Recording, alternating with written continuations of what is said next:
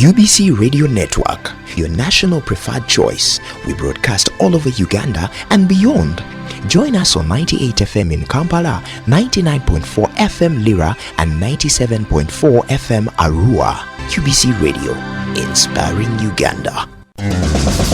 Welcome to our special program focusing on women. This time around, as you may be aware, today, 8th March, is International Women's Day, and all eyes are focusing on Kiruhura, where several women, particularly women leaders, are gathered to celebrate their International Women's Day. His Excellency President Yoweri Museveni is expected to be the chief guest at this occasion. This is a constitutional requirement whereby the head of state presides over national activities, but of course is at liberty to send a deputy or any person, but whoever reaches to that level is within the presidential level. Henry Bagoma is my name this morning, and we are going to focus on women and science, and particularly let's focus on engineering. To avoid mistakes, I will like my guests here to introduce themselves within the context of women, science, and engineering. I'll start with you. My name is Aboth Yakoba. I'm a civil engineer by profession. Yes. Civil engineer by profession. Okay, I'll come back to you later.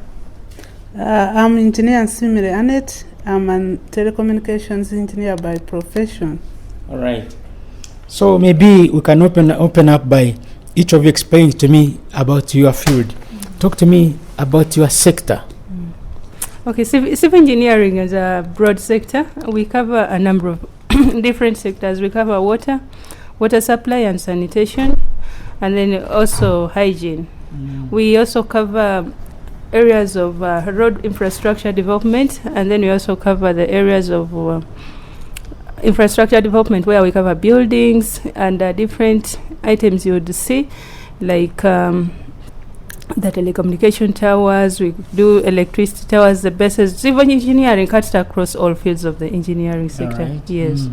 Yes, madam, can you also give us the status of your sector? Yes, as I had said, I am a telecommunications engineer, and telecom is not so wide, but in every sector we find an element of communication. That's what telecommunications is about. It's about enabling communication among people and among different sectors, being able to put your information across. And in every sector in this economy is really governed by communication. All these innovations, most of these innovations, not all, I can say, most innovations are enabled by telecommunication. Like we can see, for example, today you can be able to make a call and talk to someone in the USA. That is communication. E-business, people are able to transact businesses online. That is communication. So it is I can say it's a profession that is enabling so many things which could not be done before, by allowing technology to influence the way we do our things, the way we live, the way we work, and the way we socialize. We are able to socialize online, we are able to work online, and we are able to even do education online. Today we see people learning online. You are somewhere in your remote area, in your village, and you are able to study from Makerere University or any other institution or any other secondary schools. We saw that happen so much during Corona days when we were under lockdown. It was all about which is digital communication, and it was all about all the things we were able to do them virtually without interacting physically. So it's a very important engineering field, and it is enabling so many demand sectors to be able to operate efficiently and optimizing processes and resources. That's what. Of course, one of the main reasons why I engaged you is because we are celebrating International Women's Day, so we shall go up to that level. I'm trying to build up so that my listeners understand the people I'm talking to. Madam, for example, give me a practical side of your operation, say in Lira, Arua, Kotido, the people listening to you now, in the village there, how do they gain, what they benefit? Are there missing gaps between your organization, you yourself, and the people down there in the villages? Okay, if I may ask, when you say what they benefit between me and my organization, I don't get you. And look at your services. To what extent do they go? How the people associate? How do you associate yourself with the people right now at the lowest level? Okay, what I can say, the services of telecommunication, Yes. they are very wide, like I've said. For example, you people, you are able to listen to me as we speak now because of telecommunication engineering. Because there is a connection which is in air, you can't see it, but is able to connect the studios of UBC where I am right now and your remote area in Kotido, in Lira. So it's all about telecommunication that you are able to get me today and listen to me. So what I can say is even the other services like mobile money, which we all use, someone can send you money from outside Uganda or verify in another city. It's all about telecommunication, the power of telecommunication engineering. Yeah, in fact, when I was growing old, the announcements used to come to Radio Uganda. I had to take a full week to read the announcement. And sometimes the announcement will come even a long time after the funeral services have been held. Yeah, but today, as we speak, there is what we call real-time communication. I can be here, something can be happening here, and I'm able to see it from wherever I am as it happens. So even today, as we celebrate Women's Day, some of us in different locations, we shall be able to see our president as he speaks, like he's just speaking to the people in Ichiruhula, where he's physically present, whether he's physically present, but even us, we shall be able to see him in real time. Whatever I will say, we shall also hear it in real time. Okay. Thank you very much. I'll come back to you. Yes, Madam, also want to engage you. You heard your colleague speaking. Can you also supplement from your section? Yes. How is the woman in Lira, in Kotido, in Bushenyi benefiting from your services? In any case, how are you connected to such population? Okay, well, for the woman in Lira, Kotido, in Ajumani, in Sironko, down there in the areas where we cannot reach, where I can't reach them. Yes, but they're listening to you. Yes, but they are listening to me. These people interact with civil engineering at every level. In the morning, these people wake up, they've been sleeping on the bed, and these beds are the origin is civil engineering. Civil engineering started long ago, right from the... These are the people they call mechanical in the village. You know, we have our own local languages. Yes, actually in the villages, everyone who can carry a brick and put it on the wall is called an engineer. Yeah. When in actual sense, that is not the case. Sure. Every person who, as long as you can do carpentry work, they think this is an engineering. Yes, that is just a small little bit of civil engineering.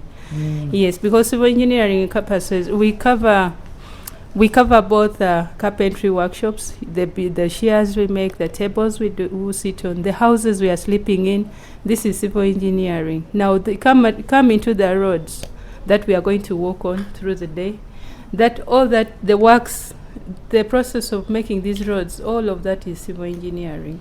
Okay. Then when you look at the water sector, how in establishing a water point, how do I identify that this water point is supposed to be, say this borehole is supposed to come from supposed to be located maybe at this trading center and not at the other one, because we know that in this trading center, it's here there are very many people going to access this water.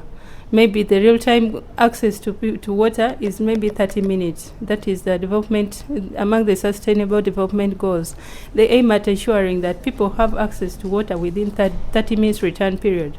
So all that is part of civil engineering. Then when I talk about, I look at designing the area, the space, the buildings.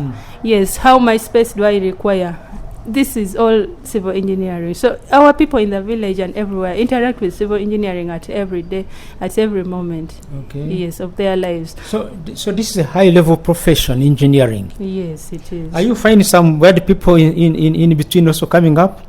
Some weird people? The people are not qualified personalities, for example. I don't know. Yes, actually, with our sector specifically, when I said the civil element, we have so many of them. at different levels in different areas. For instance, at the beginning, I was telling you that in the village, every bricklayer is an engineer. Yes. So this has really diminished our field, especially when we go out there. For instance, if I want to build a house for you, say, Mr. Baguma, you want your house done, Yes. and you go, you'll get someone. You go in the field and find someone. Maybe your neighbor has constructed a house and the mason was there.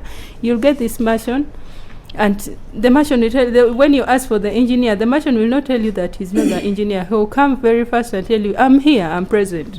So already he is masquerading as an engineer, whereas within the engineering profession, an engineer must have gone through the levels of education to have attained a bachelor's degree and then registered with the Engineers Registration Board and the Uganda Institution of Professional Engineers, where their work is regulated. But these people in the field are not regulated at all. So these have intruded our activities as engineers. So how, madam, do you people protect the consumers against such personalities? Let me start with her. I come to you later. I want to understand, how do you protect the consumers against some of these masqueraders who call, as you have heard her say, everybody in the village referred to as Omusao, engineer. I don't. Maybe I can guess. I will come to you also to add it, but let me also get her to explain further. Well, this is a challenge that we as engineers are fighting against. We generally, as engineers, we have the Engineers Registration Board, which was established by an Act of Parliament, Cap 271. This is our regulator. It regulates the practice of engineering within the field. All engineering aspects, whether telecommunications, civil work, civil, mechanical, biomedical engineering, electrical engineering, name it. There are so many branches. We have the agriculture and many others.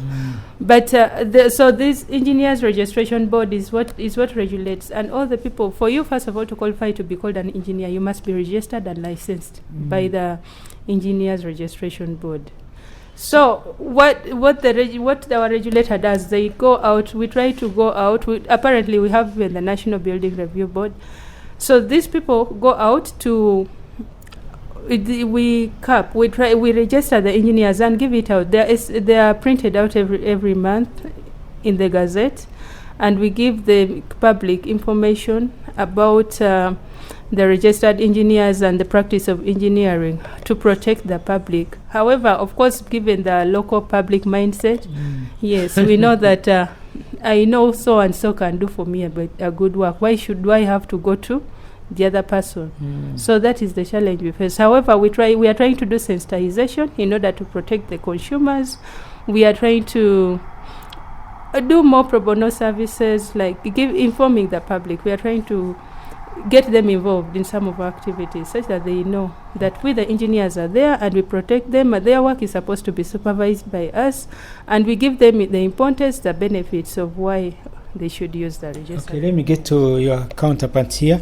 Dear listener, this time round we have decided to host women as they celebrate International Women's Day, and that's the main reason. However, in future, shall open the line for everybody to participate. Today, we are limiting to 2 guests because of time. Shortly, we'll be going live to Kiruhura, where His Excellency the President will be addressing the country on International Women's Day.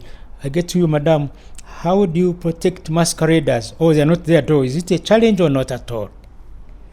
Yes, I want to thank you, Mr. Baguma, for that question, because masqueraders will always be there. As we embrace technology, we should always know it comes with its own side effects, but most importantly, we should appreciate the benefits. But to answer his question, I can say it is the masqueraders are there, and what we are doing as an institution, we do continuous professional development courses, and we also do awareness. We go out, like both has said, we give people information. The best we can do is to be able to create awareness so that the consumers know the products we offer, and they are able to tell when it is genuine or not genuine. But most importantly, as we speak now, we should also know that it's focusing on my area is telecommunication, like I have said. It is everyone's responsibility for us to build a safe digital world. What do I mean? That we should all be keen, we should all be interested in technology. As we know, technology comes to solve our problems, but also there are issues like cyber criminals. We always hear of people's money being stolen, even on mobile money. Yes. Issues like even airtime you load, you don't know how it went. But what is important is that we all try to understand this technology so that we are able to benefit from it. If we don't, the criminals will always take advantage of us. So we need to, as users, as consumers, we need to understand the product we are dealing with and be able to get as much information, know where to seek help. So we should not just trust anyone we see in the field, but look for the service providers. For example, if you know you're on MTN network, try to if you have a challenge per se, or you need help with this information you need, don't just get it from anyone. There are so many, those providers, most of them have service centers in rural areas. They have toll-free lines which you can call and be able to be helped. And they are tailored in different local languages that you will call and be helped. So don't just trust people, because we know that there are so many people who are taking advantage of it. Technology, and they are using it the wrong way. Madam, one reason why many people opt to go to those people, first of all, they are within their villages, they are closest to them, and they are cheaper. And they find that experts like you are very far and you deal with the government areas. What I can say, we are not very far. Like I have said, the technology has made it so easy. We just have to learn how to use it and know and be able to use it the right way. So we are not far. Like I've said, those telecommunication companies, all different service providers have toll-free lines where you just call with your phone without being charged, and then you'll be able to talk to the expert at no cost. Okay. So don't take it that we are far. That's why we are saying embrace technology. I believe almost in every village there is a must, and people have mobile phones. If we can say there is no household in Uganda probably without a mobile phone. If the father doesn't have, the mother doesn't have, at least one of the children has. And therefore, use it the right way. Don't just put your airtime and blow it in Rugambo, talking things which don't add value to you. Use your phone to add value to yourself and to your business or to your family, and be able to be able to benefit. Don't be extravagant and just put airtime for no reason. You can use that phone to do a lot more, to find out what is happening in other areas, to get information which can be useful to you. Thank you. Okay, Madam, within the telecommunication sector, two things are coming up. One is the cyber crime, which you have mentioned. Another one is the social media. Are these two emerging technologies a danger? How do you see the future of these two and the population? What I can say, I don't want you to look at emerging technologies or innovations as a danger. They are more of an opportunity than a threat, because we know that social media has made it easy for people to communicate and to know what is happening, because on social media actually you use less data than if you are to go maybe on other online activities. But on social media the cost is not as high, and you are able to know what is happening elsewhere. Only that it becomes a danger when people share messages they are not even sure of. Abused, Yes, when they start sending out messages that really don't add value, and they are not authentic, they are not sure of the source, but someone just gets a message and just sends it. When it is abused, that's when the problem comes in. But those different innovations that are coming up, social media and others, they are really of more of benefit than a threat. Okay, thank you very much, guests, and I am Henry Baguma in the studio. We are focusing on International Women's Day, so we've been building up towards that event. Now, this year's there have been two major celebrations in this country. One is in engineering. You had the Engineering World Day recently. Now you're celebrating the International Women's Day. So there are two major days that have taken place. Of course, the International Women's Day is coming, but you have already held Engineering Day. Let's start with the World Engineering Day. You can give us an opening remark about this event. What is it all about? How was it celebrated? What is the aim? Okay, well, the World Engineering Day this year was built. It's an international day where we seek to recognize the engineers and the work that we are doing and how we do it. And this World Engineering Day, we had the theme for this year was engineering innovation for a resilient world. And where we were focusing on three sectors, we were focusing on education, we were focusing on safe digital world, how do you build a safe digital world. Then we were also focusing on the health and safety health in the health sector. So those are majorly the areas that we were focusing on in this World Engineers Day. Actually, the sub-themes we had were building a resilience in engineering education system. We had engineering in healthcare, and then building a safe digital world. Then we had another sub-theme was from Earth to the universe. Now, in building a resilient education system, for us in Uganda, we were focusing on how our culture in Uganda, how our education system within Uganda has evolved, and how is it coping up with the growing innovations within the world. Yes. So in that discussion, as for us as Uganda, we looked at how the relevance and the effectiveness of engineering education system, where we explored how the education system in Uganda has grown. We identified the gaps and how to improve on that. We were discussing that in our World Engineering Day celebrations. Then we also looked at how innovations within the healthcare system has helped to promote healthcare within our country. And those are the things that we discussed. And then from Earth to Science, we also looked at the innovations around our country, what innovations have been there. For instance, you know of the recent satellite that was launched. Yeah, those were those were engineers from our country. And we also looked at the research sector, amongst others. Those are the things. Going through your sub-themes, you had building resilience in the engineering education system, engineering in healthcare, building in a safe digital world, and from us to the universe. So these are some of the themes you looked at. For example, let's start at building resilience in the engineering education system. Well, building resilience, when we looked at the education system of Uganda, you'll notice that most of our education system had still lagged behind amongst others. Although there is a lot of effort being put to promote research, innovation, and technological approaches in most of the sectors. For instance, from Makerere, there are so many innovations that are currently taking place. There are partnerships with international universities. So we were looking at the gaps and how can we improve on that. So we identified that the education needs to be cross-cutting.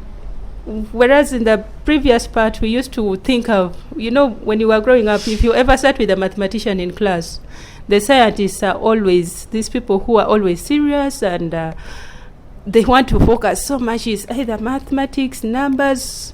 If it's not the numbers, then the person is always, I don't know, we think we don't have a social life. And yet our practice as engineers builds it relates to the community.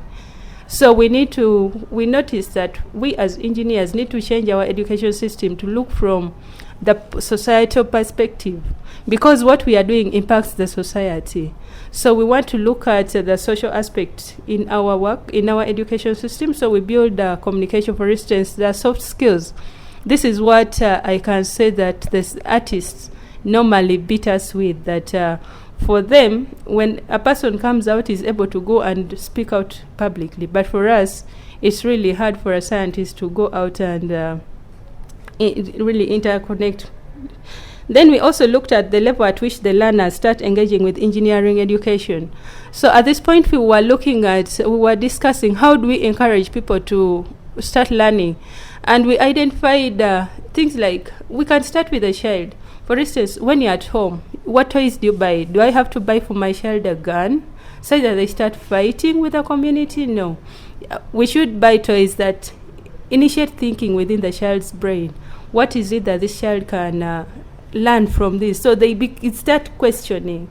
How can they, if you look at your child at home, they'll look at a radio, for instance, then they want to dismantle it and they want to know what is making it. For instance, I'm now speaking, what is it that they want to open and see? That inquisitive mind, that is what we want to get from the people. Say that someone starts interacting with engineering right from childhood, and then as they grow, say that they get those.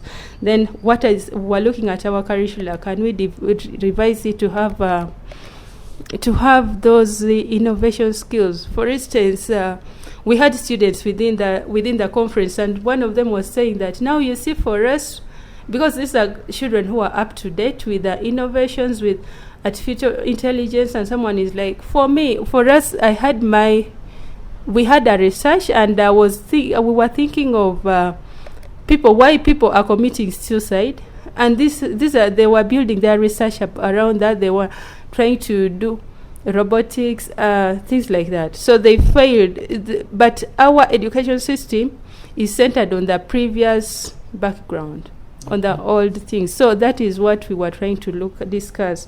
Then we also looked at the assessment methodologies. We were thinking that we'd revise those to come to the current technology, where we look at people-centered, the student-centered learning approaches. Yeah. Okay, thank you very much, Madam. Another theme was engineering in digital world, and I think this suits this one led engineering in digital world. Thank you. The theme was building a safe digital world. What do we mean by building a safe digital world? It is about what do we mean by building a safe digital world? It is about learning how to safeguard your privacy and protect yourself from predators as we connect in this digital age. Because like I have said, technology comes with opportunities and threats at the same time. Like I gave an example of cyber criminals. So you must know how to safeguard your privacy. You must know how to protect yourself from those criminals. So it includes awareness of the risks associated with online activities and employing some strategies to prevent the risks or threats. So a safe digital world, like I've said, it's about you knowing the threats associated with the technology. So it becomes everyone's responsibility. So we must be alive to both opportunities and threats. Know what opportunities, what you are going to benefit from this digital world, and what are the threats or the risks, what are the likely problems you are going to encounter, and come up with the measures. So the thing is digital, building a safe digital world. How do we play it safe? One of them, like I said, we need to have information. Before you even install an app on your system, first know, what is this app for? What can it do? What are the opportunities? What value am I adding? Or what am I going to gain? What are the benefits and what are the costs? Then we also need to keep it to browse consciously. Don't just open like a site and go there. You may open a site and get problems. You go to a wrong site. So we need to know how to play it safe. But most importantly, it's all centers on communication. But also the service providers or those who are in that business, they need also to do responsible business. So such that they take the initiative or the responsibility of educating the consumers. Don't just take a product to people, because most of our population, some people are illiterate. maybe they are even computer literate, but they have the phones. So they are limited by, they cannot understand some of the information, and they cannot internalize it properly. So someone needs actually to take them through step by step. So me, I would, I think one of the areas how we can do it safe or be able to protect our consumers is to take information to them, give them as much as information so that they are able to know the opportunities and threats and be able to benefit. That's what I can say. Okay, thank you very much, dear guests, and I am Henry Baguma. This morning we are taking on women simply because women are celebrating the International Women's Day, and now in our second and final part, that's where we move now. International Women's Day is on now, and I don't know how much you can share with us. How much do you understand International Women's Day? What's the theme? And I mean, let's start from there. Do you understand the theme at all? Yes. The theme of this year's National Women's Day is about science. No, let me read. It's about equal opportunities in education, science, and technology for innovation and gender equal future. So what I can say about this theme, first and foremost, it's about giving opportunities. Like when we talk of gender equal future, we are looking at both, I can say, the girl and the boy child. Those are the two genders, male and female, being given equal opportunities in the areas of education, in the areas of science, technology for innovation. So what I can say is, to me, when I look at... so it has about 4 points. Number one, it has education. 2, it is science, technology, and innovation, plus opportunities and challenges. So what I can say is, to sum it up, that when you look at our education system, for example, you find not many girls and boys enroll for primary education, but by the time we reach at the tertiary level or the institutions level, you find only boys outnumber the girls. So I don't know, is it because girls are not given equal opportunities? I don't think so. But I think equal opportunity alone may not be enough. Especially we need to be deliberate, equitable actions that will address the gender differences and the challenges probably girls face that are not maybe affecting the male and are making girls drop out of school. And by the time they reach tertiary level, you find the girls are fewer than the boys. Even when you look at the engineering we are talking about today, or science in general, you find the ratio is like 1 to 10. 1 girl out of 10, you find it is 1 girl out of 10 boys, or 9 boys. So the numbers are really still low. And to me, as a nation, as women in engineering, as women leaders, we need to make deliberate effort to be able to balance that and bring more girls on board, mentor more girls, encourage them, come up with deliberate actions and measures that promote their learning, and so that we can have more girls in the engineering field, in the science fields, and be able to retain more girls in school up to when they complete their bachelor's or diploma levels.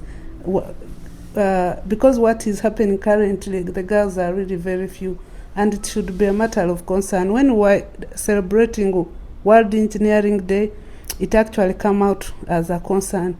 The Secretary for UNESCO said that we need to bring more girls on board in engineering. And when we analyze the statistics we have at the Uganda Institution of Professional Engineers and the Engineers Registration Board, it was out of the 1,642 registered engineers, only 147 girls, female, I can say. So it's really a small number.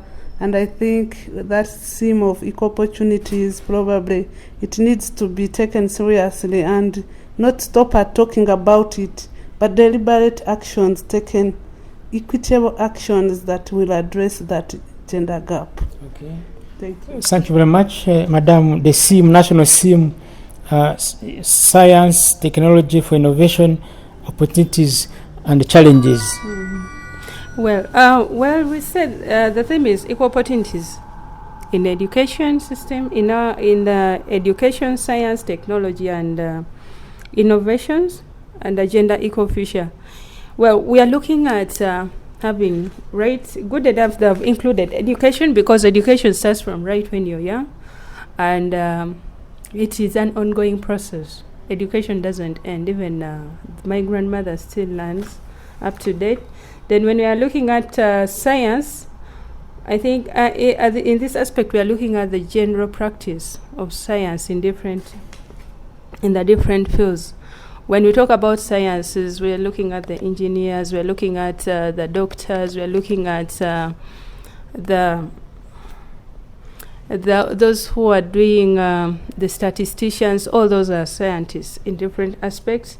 But even social arts, musicians, there is science in what they are doing. Then we are looking at technological developments, we are looking at innovations. What are these innovations which are there? So for me, this theme is very open, and I think it's something which is covering what we are currently going on. You know, apparently we are having a higher rate of innovations which is taking place, apparently. For instance, if you notice within the social networks, you'll find there is something like TikTok, you'll find in the social media platforms, WhatsApp, you'll find the things like, what is that called?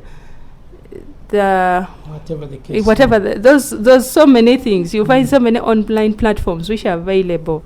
Then look at the browsers, the apps which are being developed apparently. Forget about the mobile money. This is something of the past. But there are so many things which is going on within our backgrounds in the technological developments which are ongoing in apparently, which are affecting mostly women, but also even the boys to some extent. So people misuse some of these technologies. It's about how do you perceive a technology. For instance, if I got a phone like this, Henry, we can do a lot with this phone, but this phone can also damage the brains of our children today, because a child can wake up in the morning, pick the phone and go and hide under the bed, because now for you don't know what this child is doing, but maybe he has gotten an app where they're going to be playing games and they are addicted. They become so addicted with these games, in that by the time they are getting you call this child for tea, and the child will keep quiet as if he's not there, but yet they are inside, hiding in their bedroom, hiding under the bed, maybe playing a game which was developed by someone. This is an innovation, yes, which was developed by someone, but it's addictive, and it really damages the child's development. So the innovations, yes, they are good, but somehow to some extent they are not really. We need to take care of how do we interact with this technological. So the theme has 3 words: science, technology, and innovation. Are these different? We get from her. Science, technology, and innovation, are they different? Yes, they are different in a way. Science, technology, and innovation. We know science is, in simple terms, a study of living and non-living things. Isn't it? Yes. Study of living and non-living things. Now, all those things come. Science is like the mother of all. It all starts with science. Then other things come in. Now, when it comes to technology can be high technology, where we are talking of digital technology. We are using high-level equipment, like I can say you are able to use a phone to communicate. You are able to use a machine which is connected to internet to take care of, like when we talk of health, to do a diagnosis on a person. That is high technology. But then we also have low-tech technology. like even your panga in the village you use to cut. That is low-tech technology. You can use that panga to make omhini. Do you know it? Yes. How do you call it in English? Which we use to pound. Yeah? You are using low-tech technology to make. People use low-tech technology. Now you can call it food processing tools, local food processing tools. Using a panga. That's low technology. We call it low-tech technology, but it's also technology.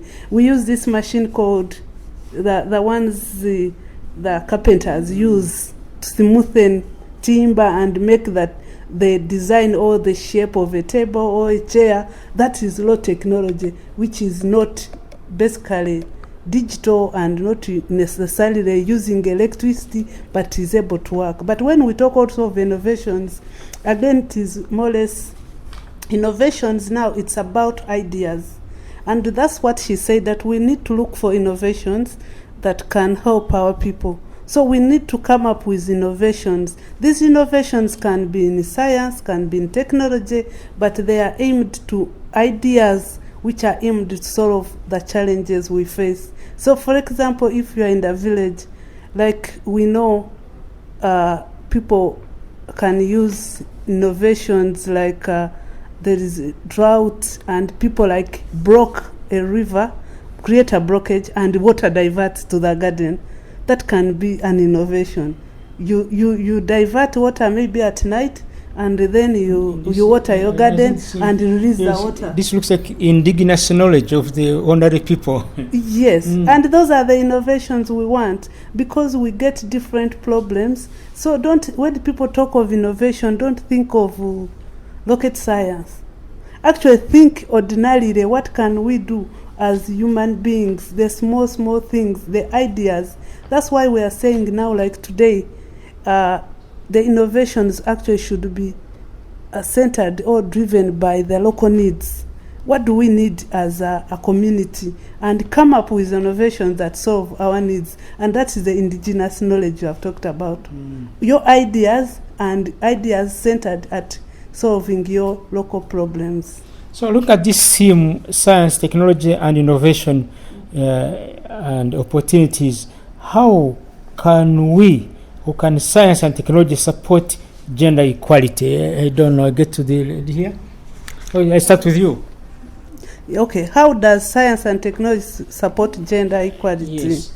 I can say, like we said, we know that gender is about giving like equal. No, when we are talking of gender, we are talking of the male and the female. So we are saying, how do we benefit from this science and technology? How does it promote gender equality? Like I've said, I want to say that what a man can do, a woman can do. What a boy child can do, the girl child can do. We only have to be intentional and stop downplaying the young people. Like when we were growing up, there is this like stereotype that girls don't do mathematics. But I want to tell you, we have the same brains. So we can use science, we can use technology to promote both, to give them that courage. Because what can a man do that a woman can't do? Maybe in terms of work, it's not there. In terms of education, it's not there. We have the same brains. So it can promote, like she said, it's very beneficial to both of us. Like when we talk of opportunities offered by science and technology and innovations, they are the same opportunities the men get. They are the same opportunities the females get. So there's nothing like there's something special, but only that we know that they are like the chores which mostly are done by women, or mostly when we go back to our villages, sometimes there is like that this is a woman's work, this is a man's work. It's about looking for innovations and technologies that help ease their work. Yeah. Yes, we want to find out how much technology and science can help gender, women, for example. For instance, there are so many ways in which technology can, not only women, but in Uganda. Because we are celebrating International Women's Day. Yes, we are celebrating Women's Day, but you see the activities of a woman impact not only the women but also the boys, the man in the family. For instance, I will take mine down to the local man in the village. For instance, if I say science, technology impacting, say, the woman at home. For instance, if we looked at the statistics within Kenya, a research indicated that when the development of mobile money,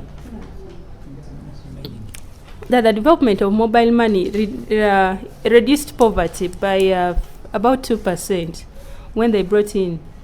So we noticed that the activities of women not only affect the ladies but also the women. So the technological developments, they really help to promote, I can say, poverty reduction, then also reducing the risks of decision making, risks which are being borne apparently by most individuals. For instance, we look at the stereotype families on the olden days. They think every decision is supposed to be made by a man. However, when a lady, say for instance, if a girl has done so many innovations and developments and maybe has been financially stabilized, you find that this burden is reduced not only on the man, but also the entire family, not only for the girl, but also the man's side. So it doesn't only stop at just the girls, but also the whole. They say, when I was growing up, we have this saying that when you educate a girl, you educate the nation. So these innovations reduce the risk burden not only on the girls but also the nation as well. Then we also find that the family welfare is also improved amongst others. So the technological developments not only reduce the burdens on the welfare of the girl alone, but still the community. Recently we were supporting a research by one of our students at Makerere, the students who was at Makerere, and they were researching on that. They were developing an app which is supposed to be identifying diseases within the passion fruits. That is supposed to be helping farmers who are growing passion fruits to identify diseases and give them solutions like treatments for it. So this app was being developed to promote that.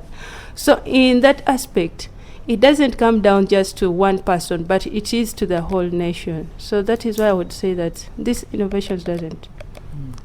So, dear guest ladies, and there's another point I wanted to find out because time was also running out, but we look at the future because celebration of this nature are aimed at laying strategy for a better future. So, and you have dealt with workshops and seminars. What can be done now? Let me look at the designers of projects, and particularly NGOs. They are so much involved in NGOs on projects. Even the government also does projects that can promote women. Let me ask you, start with you, Madam, from an engineering point of view, how much can be done to ensure that you design projects that are inclusive and gender balanced? Thank you, Mr. Waguma.